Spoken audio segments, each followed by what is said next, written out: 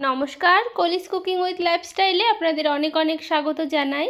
আজকে আমি আপনাদের সঙ্গে শেয়ার করতে চলেছি ইলিশ মাছের মাথা দিয়ে মানকচুর দারুণ স্বাদের একটি তরকারি রেসিপি। এইভাবে মানকচু রান্না করলে খেতে কিন্তু ভীষণ ভালো লাগে। তো দেরি না করে চলুন রেসিপিটি শুরু করা যাক। তো এখানে আমি মানকচু নিয়েছি। তো মানকচুর খোসাটা মোটা করে ছাড়িয়ে ডুমো ডুমো করে কেটে নিয়ে আপনাদের সামনে ফিরে আসছি।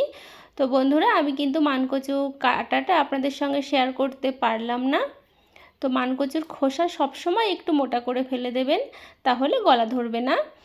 তো এরকম ডুমো ডুমো করে কেটে নিয়েছি, সাথে আলুও কেটে নিয়েছি। শুকনো কড়াইতে দুটো শুকনো লঙ্কা দিয়ে দিলাম। কিছু ভাজা মশলা রেডি করব। আর এই ভাজা মশলাটা দিলে মানকচুর তরকারি খেতে কিন্তু অপূর্ব লাগে। শুকনো লঙ্কাটা আগে একটু ভেজে নিচ্ছি, কারণ শুকনো লঙ্কা ভাজতে একটু সময় লাগে। তেজপাতাটাও দিয়ে দিচ্ছি। শুকনো লঙ্কা কিছুক্ষণ নাড়াচাড়া করে নেওয়ার পরে, শুকনো লঙ্কা তেজপাতা ভাজতে একটু সময় লাগে। তো কিছুক্ষণ আমি একটু ভেজে নিচ্ছি। আর গ্যাসের ফ্লেমটা কিন্তু এখন লোতে রেখেছি। এখানে দেখুন সামান্য ধনে দিয়ে দিলাম, গোটা ধনে আর গোটা জিরে। এই ভাজা মশলাটাই কিন্তু আজকে আমি এই মানকচুর তরকারিতে ব্যবহার করব। আপনারা যারা এখনও ট্রাই করেননি অবশ্যই করতে পারেন। তো মশলাটা ভাজা হয়ে গেছে, পাটার মধ্যে নিয়ে নিয়েছি।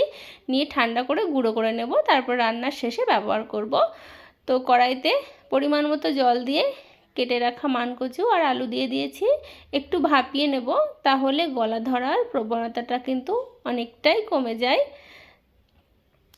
তো দেখুন ভালো করে কিন্তু আমি ভাপিয়ে নিয়েছি। সেদ্ধ করার প্রয়োজন নেই, ভাপিয়ে নিলেই যথেষ্ট। জল ঝরিয়ে নেব।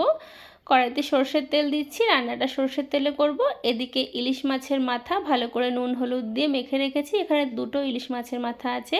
তো সরষের তেলের মধ্যে দিয়ে দিলাম। যেহেতু ইলিশ মাছের মাথা দিয়ে রান্না হবে, তো অবশ্যই সরষের তেল দেওয়ার চেষ্টা করবেন, তাহলে খেতে বেশি ভালো লাগবে। তো ইলিশ মাছের মাথাগুলো ভালো করে আমি একটু এপিট ওপিট করে লাল লাল করে ভেজে নেব, তাহলে খেতে বেশি ভালো লাগে। দেখুন বন্ধুরা, ইলিশ মাছের মাথাগুলো ভালো করে লাল লাল করে কিন্তু আমার ভাজা হয়ে গেছে। এবারে ইলিশ মাছের মাথাগুলো আমি একটা পাত্রে তুলে নেব। তো আপনারা কারা কারা এইভাবে এই মানকচুর তরকারি ট্রাই করেছেন অবশ্যই জানাতে পারেন। ওই ইলিশ মাছের মাথা ভাজা তেলের মধ্যেই আমি আর একটু সরষের তেল দিয়ে দিলাম। ফোড়নে গোটা জিরে, একটু কালো জিরে আর একটা তেজপাতা। ফোড়নটাকে ভালো করে ভেজে নিয়েছি। ভাপিয়ে রাখা মানকচু আলু দিয়ে দিলাম। দিয়ে ভালো করে এই তেলের মধ্যে ভেজে নেব। আর মানকচু আলু একটু ভালো করে ভাজবো, তাহলে খেতে বেশি ভালো লাগবে। তো আপনারা যদি মনে করেন মানকচু আলু আগে ভেজে নেবেন ফোড়ন দেওয়ার আগে, সেটাও করতে পারেন। তবে এইভাবে ভেজে নিলে তেলের পরিমাণটা অনেকটাই কম লাগে। তো আমি একবারেই ফোড়নের সঙ্গে ভেজে নিচ্ছি, গ্যাসের ফ্লেমটাকে মিডিয়াম টু লো হিটে রেখে রেখে। তো হলুদ গুঁড়ো দিচ্ছি, হলুদ গুঁড়ো দিয়ে ভালো করে ভেজে নেব, তাহলে কালারটাও ভালো আসবে, ভাজাটাও তাড়াতাড়ি হয়ে যাবে। তো বন্ধুরা, আপনাদের যদি এই রেসিপিটি ভালো লাগে, তাহলে অবশ্যই লাইক শেয়ার কমেন্ট সাবস্ক্রাইব করে পাশের বেল আইকনটা প্রেস করতে একদম ভুলবেন না। আর বাড়িতে এইভাবে একবার ট্রাই করার অনুরোধ জানাচ্ছি। এখন তো ইলিশ মাছের সময়, একবার ট্রাই করতে পারেন। তো মানকচু আলু ভালো করে ভেজে নেওয়ার পরে আদা বাটা, জিরে গুঁড়ো, লঙ্কা গুঁড়ো পরিমাণ মতো, স্বাদ মতো নুন, পরিমাণ মতো হলুদ গুঁড়ো আর সামান্য একটু জল, যাতে গুঁড়ো মশলা পুড়ে না যায়। সে জল দিয়ে কষালে মশলা পুড়ে যাওয়ার প্রবণতা কিন্তু থাকেই না। তো গ্যাসের ফ্লেমটা মিডিয়াম টু লো হিটে রেখে ভালো করে আমি কষিয়ে নিচ্ছি। তো আপনারা ভিডিওটা স্কিপ না করে দেখতে থাকুন বন্ধুরা, আশা করি ভালো লাগবে।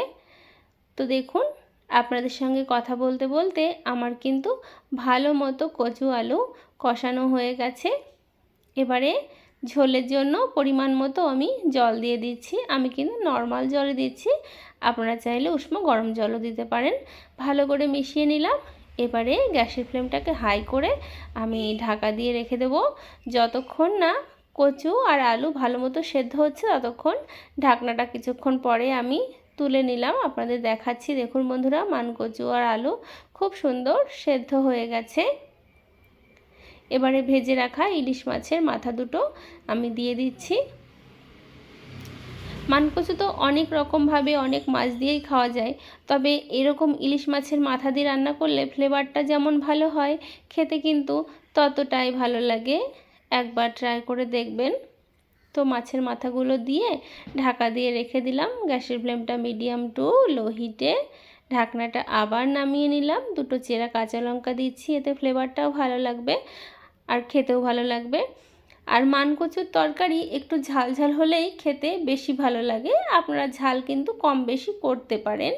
তো আবার ঢাকা দিয়ে দিয়েছিলাম, আর ঢাকা দিয়েই কিন্তু আজকে আমি এই রান্নাটা করছি, তাহলে কচুটা ভালো মতো সেদ্ধ হবে। তো বন্ধুরা, রান্নাটা কিন্তু আমার প্রায় হয়ে এসেছে, তবে যে ঝোলটুকু আছে এতটা ঝোল থাকবে না, আমি ঝোলটা একটুখানি কমিয়েই রাখবো। আপনারা চাইলে এরকম ঝোলও রাখতে পারেন। এবারে ভেজে গুঁড়ো করে রেখেছিলাম ধনে, জিরে, শুকনো লঙ্কা, তেজপাতা, এই মশলাটা দিয়ে দিলাম।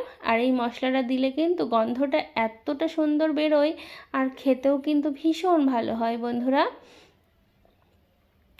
তো মশলাটা দিয়ে ভালো করে মিশিয়ে নিচ্ছি। রান্নাটা কিন্তু আমার প্রায় হয়ে এসেছে। আপনাদের কেমন লাগলো সেটা কিন্তু আমাকে কমেন্ট বক্সে জানাবেন বন্ধুরা। খুন্তি দিয়ে আমি এরকম একটু ঘেঁটে দিচ্ছি, তাহলে ঝোলটা একটু ঘন হবে আর খেতেও ভালো লাগে। রেসিপিটা সাধারণ হলেও খেতে কিন্তু ভীষণ ভালো লাগে। যারা কচু খেতে পছন্দ করেন না তারাও একবার এভাবে খেয়ে দেখতে পারেন বন্ধুরা। তো আমার কিন্তু রান্নাটা হয়ে গেছে। এবারে একটা পাত্রে নামিয়ে আপনাদের সামনে ফিরে আসছি। রঙটা কত সুন্দর এসেছে দেখুন, খেতেও ভীষণ সুন্দর হয়। গরম গরম ভাতে এরকম ইলিশ মাছের মাথা দিয়ে মানকচুর তরকারি থাকলে আর কিন্তু কিচ্ছু লাগবে না। একবার অবশ্যই ট্রাই করবেন। আপনারা ভালো থাকবেন, সুস্থ থাকবেন। ধন্যবাদ।